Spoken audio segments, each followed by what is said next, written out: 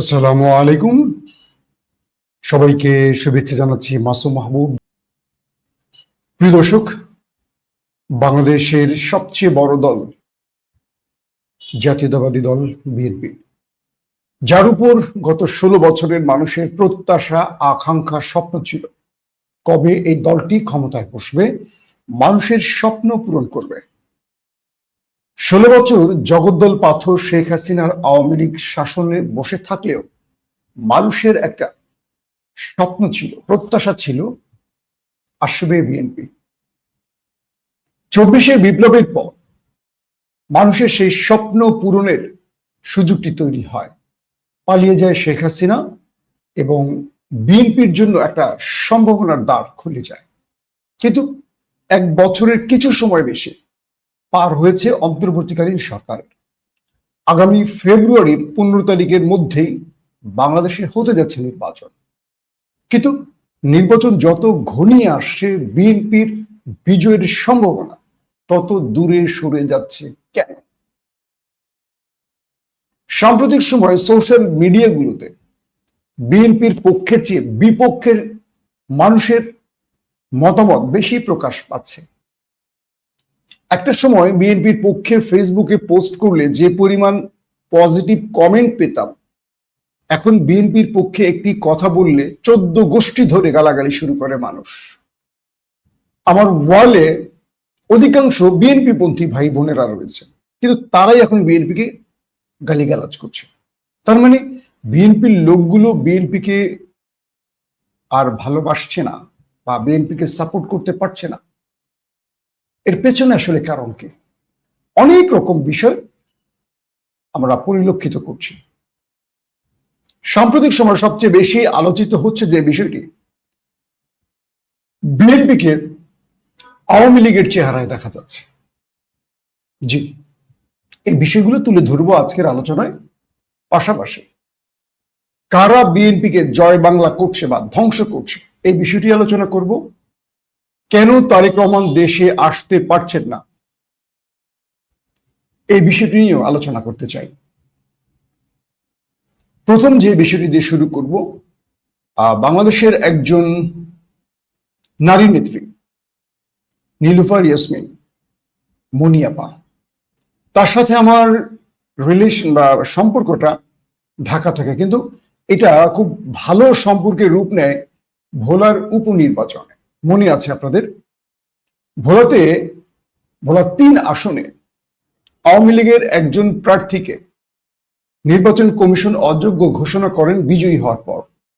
সেখানে শাওন আওয়ামী লীগের পক্ষ থেকে এবং মেজর হাফিজউদ্দিন বিক্রম বিএনপির পক্ষ থেকে উপনির্বাচনে অংশ নেন। পুরো বাংলাদেশের নজর ছিল ভোলায়, কারণ শেখ হাসিনার শাসনামলে এটা ছিল সবচেয়ে হাই ভোল্টেজ ম্যাচ।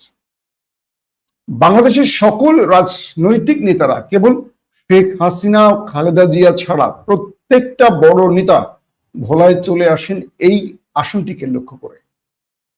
সরকারের ইমেজ ধরে রাখা আর বিএনপির সরকারের দুর্গে হানা দেওয়ার এই নির্বাচনটি ছিল একটা পরীক্ষা বা অগ্নি পরীক্ষা। তো সেই নির্বাচনটি কভার করার জন্য আমি তখন দিগন্ত টেলিভিশনে জয়েন্ট নিউজ এডিটর হিসেবে কাজ করতাম। আমি পুরো টিম নিয়ে ভোলাতে অবস্থান করি।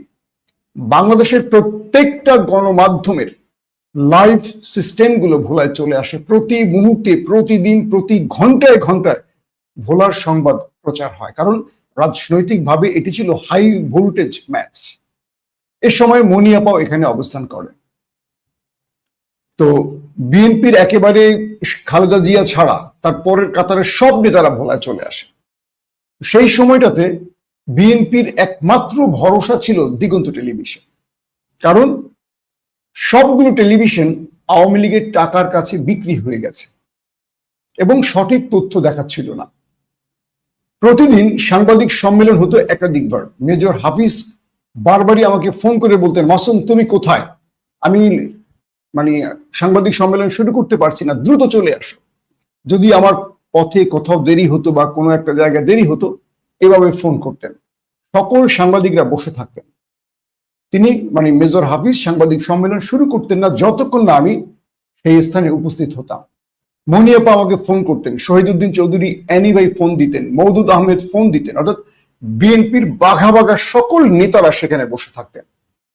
এই মনিয়াপা তখন আমাকে ফোন করে বলতেন, তুমি কোথায়, তাড়াতাড়ি আসো, আমাদের সংবাদ সম্মেলনের সময় হয়ে গেছে, দেরি করছো কেন? এখান থেকে এই মনিয়াপার সাথে আমার একটা ভালো সম্পর্ক হয়।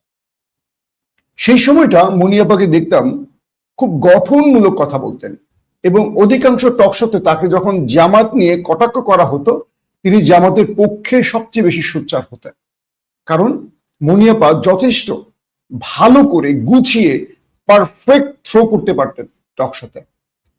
বিএনপির পক্ষে যে কজন ভালো টকশো করতে পারতেন, এর মধ্যে দুধু ভাই একজন, নজরুল ইসলাম খান একজন, এই মনিয়াপা একজন, রিপন ভাই একজন, এরকম অনেকেই ছিলেন যাদেরকে আমরা টেলিভিশনে পরবর্তী আমি যখন 21 টিভিতে চলে আসি তাদেরকে আমরা খুঁজে খুঁজে নিয়ে আসতাম টকশোতে, কারণ তারা ভালো কথা বলতে পারতেন। শুনবেন কথাগুলো মন দিয়ে। তো এই মনিয়াপাকে সাম্প্রতিক সময় একটি বক্তব্য দিতে শুনেছি, সেই বক্তব্যটা আপনাদেরকে এক নজর শোনাই, তারপর আমরা আলোচনায় যাই। জামাত দ্বারা যে মানে বেষ্টিত পরিবেষ্টিত সরকার, সেটাই আমি বলার চেষ্টা করছি। জামাতের চাঁদাবাজি, জামাত দ্বারা যে মানে বেষ্টিত পরিবেশ। মনিয়াপা এই কথাটি তার মনের ইচ্ছায় বলছিলেন এবং মিথ্যা বলছিলেন, যে কারণে তিনি দেখেন কথাটা গুছিয়ে বলতে পারছেন না, মুখে কথা আটকে গেছে। তার মুখে কিন্তু কথা আটকায় না, বিগত সময় শুনিনি তিনি একটি শব্দ বলতে গিয়ে আটকে গেছেন, কারণ এটা তার মনের বিরুদ্ধে একটা মিথ্যা কথা বলতে হচ্ছে তাকে। শোনেন বাকি কথাটা। সরকার, সেটাই আমি বলার চেষ্টা করছি।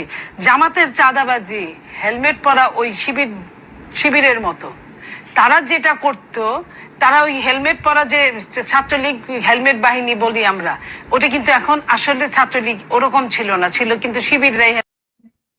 বুঝতে পারছেন, মনিয়াপা নতুন একটা থিওরি আবিষ্কার করলেন, সেটা হলো জামাত চাঁদাবাজি করত, আর হেলমেট যে বাহিনী এটি জামাতের ছিল, অর্থাৎ আওয়ামী লীগ বা ছাত্রলীগের মধ্যে যে হেলমেট লীগটা ছিল এটা ছিল ছাত্র শিবির।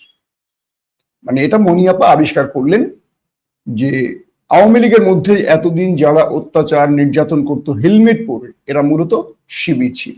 শুনলেন বাকিটা, শোনেন। হেলমেট পরে নিজেদেরকে গোপন রেখে এই কাজগুলো করেছিল। হেলমেট পরে শিবিরকেই মারছে তারা। শিবির। প্রশ্ন হলো, সঙ্গে সঙ্গে তখন আরেকজন অতিথি বলছেন, তাহলে হেলমেট পরে শিবির কি মারছে? চাপাতি দিয়ে কুপিয়েছে, হত্যা করেছে, গুলি করেছে? এটা মনিয়াপার পাশে বসে থাকা আরেকজন অতিথি বলছেন যে হেলমেট পরা ওরা যদি শিবির হয়, তাহলে হেলমেট পরে শিবির কি মেরেছে? অসংখ্য জায়গায় আক্রমণের শিকার হয়েছে। আমি যদি বলি একটা প্রমাণ যদি আমি দেই যে অসংখ্য জায়গায় আবরার যে মারা গেল, প্লিজ বলতে দেন, আবরারকে মেরেছে যারা, আবরার ফারাতের আসামিদের উকিলের নাম হচ্ছে শিশির মনির। আপনি বুঝেন আসামিদের উকিল, তাহলে আপনি বুঝেন যে মারছেটা কারা। সাবেক স্বরাষ্ট্রমন্ত্রী, এখান থেকে বোঝা যায় যে আসামিদের এই। তিনি তার বক্তব্যে বোঝালেন যে আবরার ফাহাদকে, বুয়েটের এই ছাত্রকে মেরেছে শিবির হেলমেট পরে, কিন্তু আওয়ামী লীগ আবরার ফাহাদকে শিবির অভিযোগে মেরেছে, তার মানে হেলমেট পরে শিবিরের লোককে মেরেছে। তিনি বলছেন আবরার ফাহাদের হত্যাকারীদের উকিলকে শিশির মনির। বিপরীত অতিথি বলছেন, তাহলে তারেক রহমান, সাবেক স্বরাষ্ট্রমন্ত্রী সহ বিএনপির হাই ভোল্টেজ নেতাদের উকিল কে ছিলেন? এই শিশির মনির, তাই তো? তাহলে শিশির মনির বিএনপি করেন। আবার শিশির মনির তার একটি টেলিভিশন ইন্টারভিউতে আমি শুনেছি যে বুয়েটে যাদের বিরুদ্ধে মামলা হয়েছে এর মধ্যে সবাই খুনের সাথে জড়িত ছিলেন কি ছিলেন না, এই বিষয়টি তার কাছে একটা তথ্য ছিল, যে আলোকে তিনি মামলাটি নিয়েছিলেন। অর্থাৎ সাম্প্রতিক সময় আপনারা দেখবেন যে বিএনপি অনেক জায়গায়, মানে তারা তো এখন থানা কন্ট্রোল করে, তো আওয়ামী লীগের অনেক নেতাকে তারা আসামি বানায়, অনেককে মুক্তি দিয়ে দেয় টাকার বিনিময়ে। সেই প্রমাণটা একটু পরে আমি আপনাদেরকে ভিডিওর মাধ্যমে দেখাবো, কিভাবে তারা খালেদা জিয়াকে বিক্রি করে দিয়েছে বিএনপি, সেটাও দেখবেন। আমার প্রশ্ন হলো, আবরার ফাহাদকে শিবির মেরেছে, এই যে নতুন থিওরিটা মনিয়াপা দিলেন, এতে কি তার রাজনীতি কোনো সুবিধা হয়েছে নাকি তার দেউলিয়ত্ব প্রমাণ হয়েছে?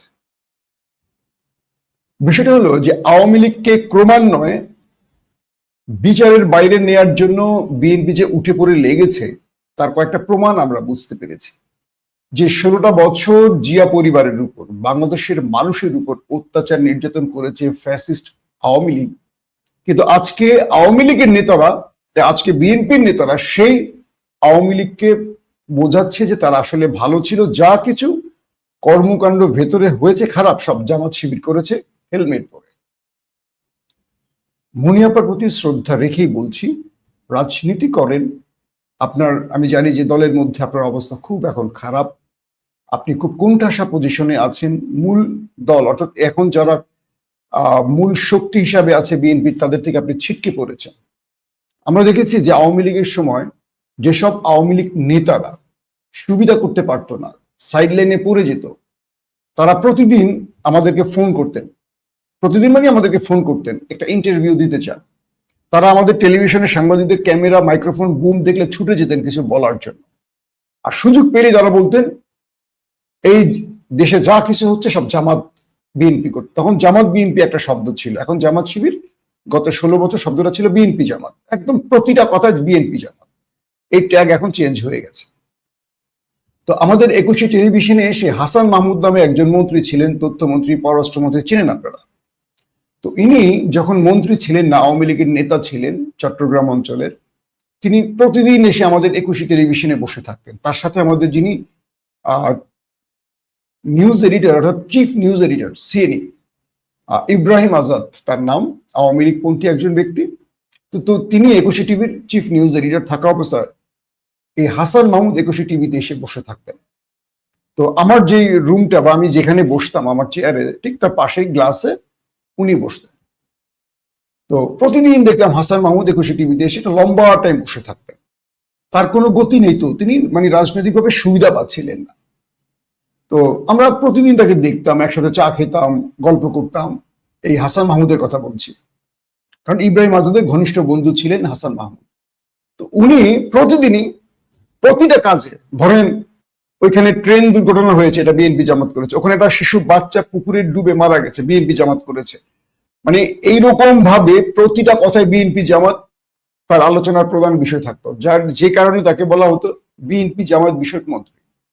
তো এরকম বলতে বলতে, এরকম মিথ্যা বলতে বলতে তিনি হাসিনার নজরে পড়ে যান। পরবর্তী এই মিথ্যা বলার শ্রেষ্ঠত্বের জন্য হাসিনা তাকে গুরুত্বপূর্ণ মন্ত্রণালয়গুলো দিয়েছে, কখনো তথ্য মন্ত্রণালয়, কখনো পররাষ্ট্র মন্ত্রণালয়, এগুলো পেয়েছেন, এই ইটিমিতে বসেই পেয়েছিলেন। তো মনিয়াপাড়া হয়তো সেই পথ ধরেছেন।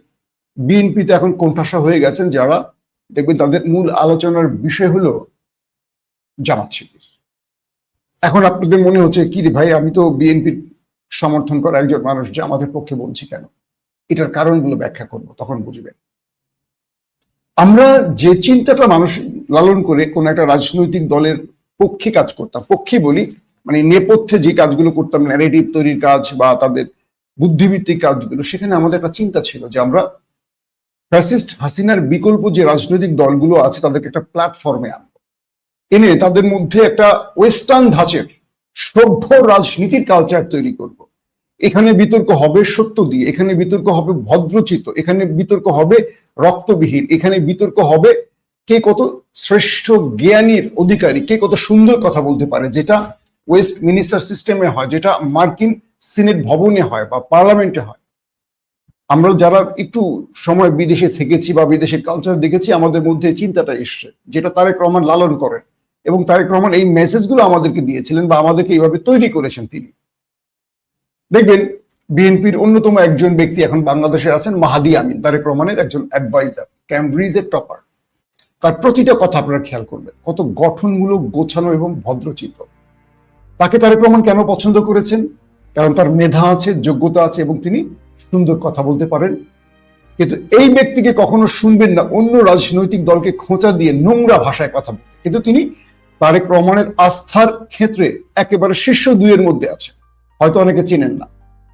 এই মুহূর্তে তারেক রহমানের আস্থার ব্যক্তি, মহাসচিবের চেয়েও গুরুত্বপূর্ণ যদি 2-3 জন থাকে, তার মধ্যে একজন হুমায়ুন কবির, পররাষ্ট্র অ্যাডভাইজার, আর এই মাহাদি আমিনের কথা বলছি।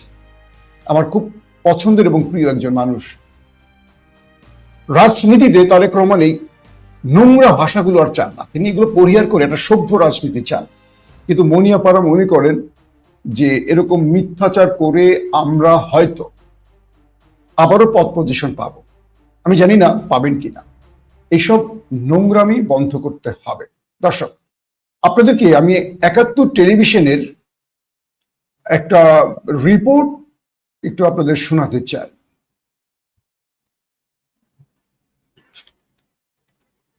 ৭১ টেলিভিশন রিপোর্ট করেছে। ৭১ টিভি যিনি এখন প্রধান ব্যক্তিটি, তিনি আমার ঘনিষ্ঠ বন্ধু শফিক।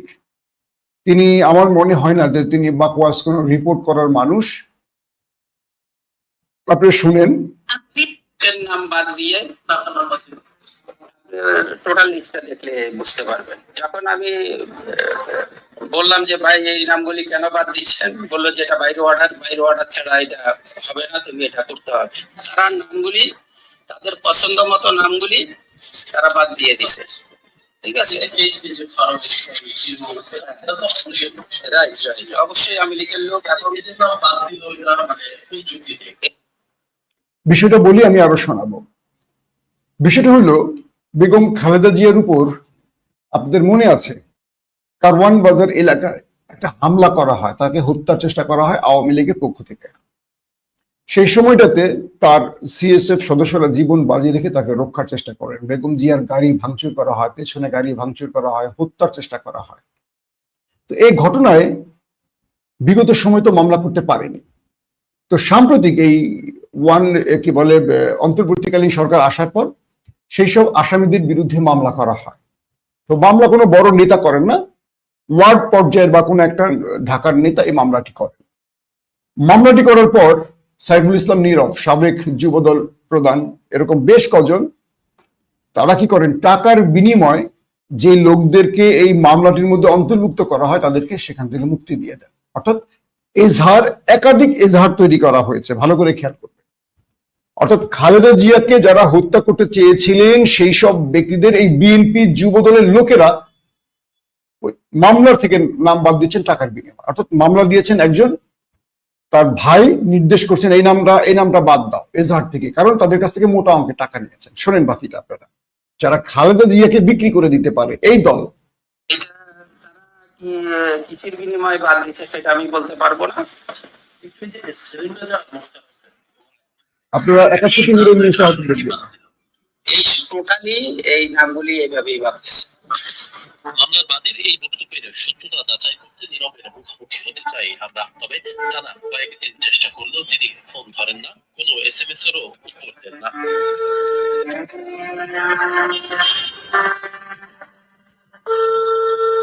কেন এসব আসামিদের নাম বাদ দিলেন তারা? এবার এই প্রশ্নের উত্তর জানতে না।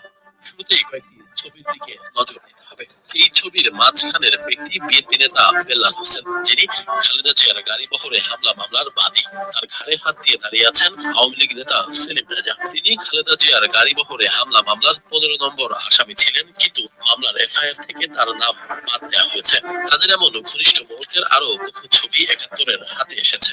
তারা কখনো মাওয়া ঘাটে গিয়ে প্লেট ভর্তি করে খাচ্ছেন ইলিশ, কখনো আবার রাজধানীর নামি দামি হোটেলে দিচ্ছেন আড্ডা।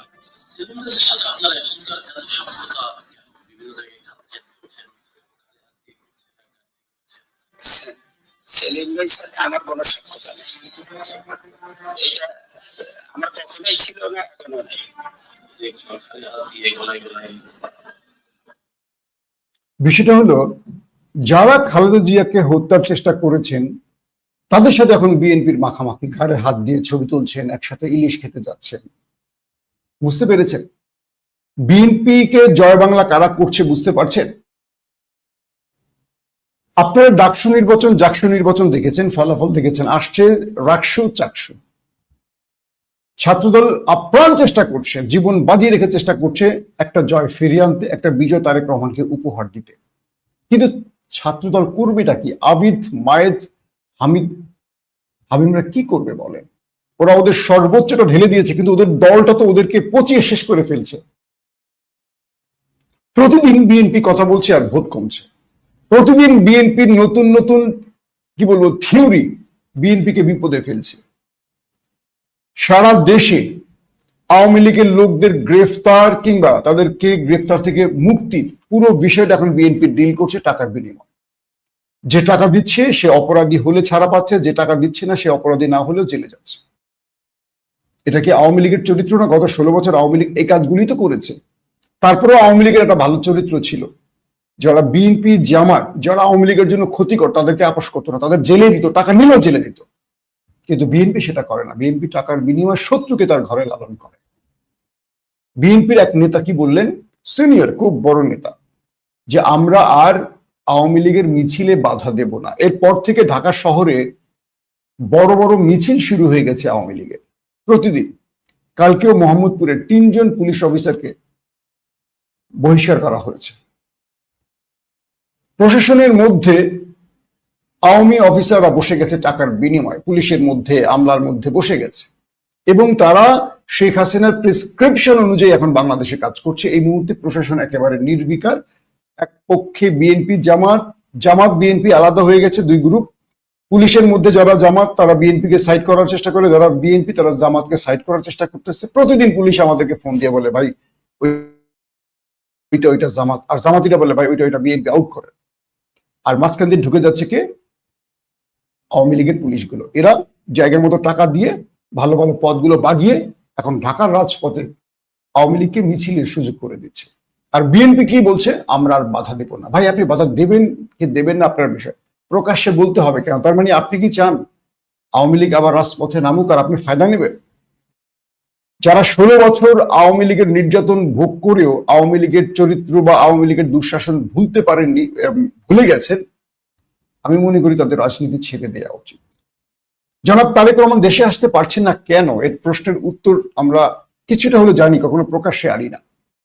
শুধু সংক্ষেপে একটু বলি, তারেক রহমান তার দলের প্রতি আস্থা রাখতে পারছেন না। সংক্ষেপে রাখবেন, এই কথা বিশ্লেষণে যাওয়া দরকার নেই। তারেক রহমানের জীবন হুমকিতে তিনি তার দলের লোকদেরকেও বিশ্বাস করতে পারেন না। আর তার দলের একটা গ্রুপ আছে, তারেক রহমান দেশে না আসুক, কারণ তারেক রহমান দেশে আসলে রাজনীতির পাশা চেঞ্জ হয়ে যাবে। যারা আজকে বাংলাদেশে বসে বড় বড় মেকানিজম করছে, অর্থ বাগিয়ে ব্যাংক ভরছে, তারেক রহমান আসলে তারা এটা করতে পারবেন না। বহু মির্জাফর ধরা পড়ে যাবে। তাই তারা কৌশলে তারেক রহমানকে দেশে আসতে দিচ্ছেন না বা সেই পথটাকে রুদ্ধ করছে। এই মুহূর্তে জাতীয়তাবাদী শক্তি দ্বারা জিয়া পরিবারকে যারা ভালোবাসে তাদের ঐক্যবদ্ধ হতে হবে। বিএনপির করেন আর মিথ্যা বলেন, বিএনপি করেন আর বিভাজিত করেন, অনেকে এটা নিয়ে খুশি হন। যেমন ডক্টর জাহেদকে নিয়ে অনেক কথা বলেন আপনারা। বিএনপি পন্থীরা এখন তাকে ফেরেশতা মনে করেন, তাদের গড মনে করেন। ডক্টর জাহিদ কিন্তু বিএনপির লোক না, আপনাদের চেয়ে আমরা ভালো চিনি। ডক্টর জাহিদ কখনো বিএনপির লোক ছিলেন না। তিনি বিগত সময় কথা বলছিলেন হাসিনা বিরোধী, কিন্তু কখনো মামলা খানি গ্রেপ্তার হন। মাথায় রাখবেন, কিছু ব্যক্তিকে আওয়ামী লীগ তৈরি করে, তাদেরকে লালন পালন করে, তাদেরকে শিখিয়ে দেয় তুমি আমার বিরুদ্ধে বলবা। ডক্টর জাহিদ দুঃসময় এত সাহস দেখিয়ে কথা বলছেন যার কোনো হাই প্রোফাইল ছিল না। বড় বড় প্রোফাইলের লোক তো গ্রেপ্তার, গুম হয়ে যাচ্ছে। ডক্টর জাহিদ কোন ভরসায় কথা বলছিলেন? ডক্টর জাহিদ কেন গ্রেপ্তার হননি? কেন কোনো মামলা খাননি? একটু খুঁজবেন ঠান্ডা মাথা, যদি বিবেক বুদ্ধি থাকে, মাথায় যদি মাল থাকে। মাথায় মাল না থাকলে তর্কে জড়ানোর দরকার নেই। ডক্টর জাহিদের স্ত্রী আনা নাসরিন কি বলেছে, যে তাকে ট্র্যাপে ফেলছে, তাকে ব্ল্যাকমেইল করছে একজন নেত্রী, অর্থাৎ রুমিনের কথা উল্লেখ করছেন, এবং গোয়েন্দারা কেউ তার পুরো বক্তব্য কথাকে কন্ট্রোল করছেন তারা। তার মানে ডক্টর জাহিদ এখন যা বলছে হানি ট্র্যাপে পড়েই বলছে, তাই তো? কালকে যদি উনি এই ট্র্যাপ থেকে বেরিয়ে গিয়ে বিএনপির বিরুদ্ধে কোনো ভয়ঙ্কর তথ্য ফাঁস করে, আপনারা কি বলবেন? তখন আমাদের সুরে এসে কথা বলবেন, তখন বলবেন ভাই বুঝি নাই তো। এই তো, কাউকে বিশ্বাস করেন কিন্তু অন্ধ বিশ্বাস করবেন না। রাজনীতিতে অন্ধবিশ্বাসের সুযোগ নেই, কারণ যারা রাজনীতি করেন অর্থের জন্য করেন, ক্ষমতার জন্য করেন। এই অর্থ ক্ষমতা যেখানে পাওয়া যায় তারা সেখানে চলে যায়, বুঝবেন। ধরেন বিএনপি জামাত, বিএনপি আওয়ামী লীগ কারা করেন? এরা প্রত্যেকেই ঠিকাদারি করার জন্য, এরা প্রত্যেকেই ক্ষমতার আমলে টাকা বানাবে। এই জন্য বাংলাদেশে একমাত্র দল একটি আছে যেখানে টাকা দিয়ে রাজনীতি করতে হয়, সেটা হলো ইসলামী দল। এখান থেকে কেউ টাকা পায় না, বরং নিজের পকেটে টাকা দিতে হয়। আর বাংলাদেশে বাকি যতগুলো দল আছে ইসলামের বাইরে, এরা প্রত্যেকেই দল করে শুধু টাকার জন্য। তাই এখানে নীতি নৈতিকতার কোনো অবস্থান নেই, শুধু টাকা হলো মূল বিষয়।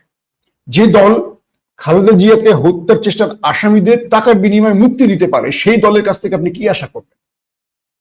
যেই দল আজকে এসে বলতে পারে আবরারকে ছাত্র শিবির মেরেছে হেলমেট পরে, সেই দলের কাছে আপনি কি বিশ্বাসযোগ্য তথ্য আশা করবেন?